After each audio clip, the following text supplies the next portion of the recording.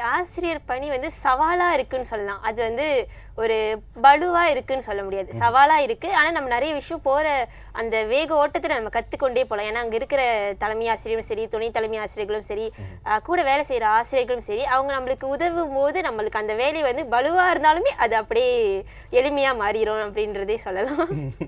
Sir நீங்க சொல்லுங்க sir. நீங்க அந்த அந்த காலத்துல இருந்து இப்ப வரைக்கும் பாக்குறீங்க எத்தனையோ நவீன பரிணாம வளர்ச்சி கண்டிட்டு வருது. கற்றல் கற்பித்தல்ல எத்தனையோ மாற்றங்கள் வந்தது.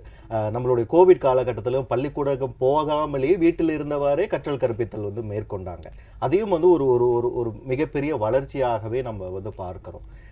வேலைப்பழு ஆசிரியர்களை வந்து முடக்குது அப்படின்னு நீங்க நினைக்கிறீங்க? இல்லை, எல்லா காலகட்டத்திலையும் வேலைப்பழு இருக்க தான் செய்யுது. நான் சொன்ன மாதிரி நாங்கள் எங்களுடைய காலகட்டத்தில் உள்ள அந்த சூழல் அப்படி இருந்தது. ஸோ அதையும் நம்ம ஏற்றுக்கொண்டு அந்த பழுவையும் ஏற்றுக்கொண்டு தான் நம்ம அதை தாண்டி வந்திருக்கிறோம். அதே மாதிரி ஒவ்வொரு காலகட்டம் நகரும் போது ஒவ்வொரு மாற்றங்கள் வரும்போது அந்தந்த காலத்துக்கு தகுந்த மாதிரி அந்த மாற்றத்துக்கு தகுந்த மாதிரி இந்த பலு வரதான் செய்யும்.